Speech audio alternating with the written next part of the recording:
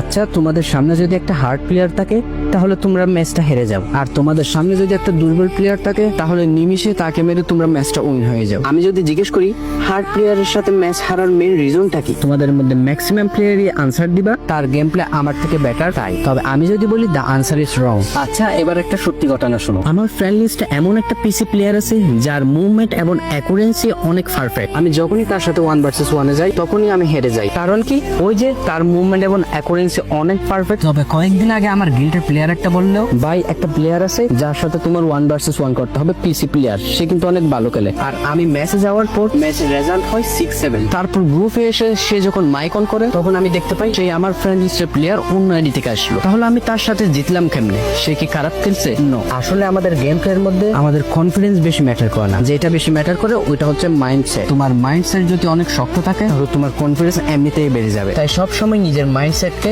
শক্ত করতে শেখো, এতে তোমার কনফিডেন্সও বাড়বে, সাথে তোমার গেম প্লেও ইমপ্রুভ হবে।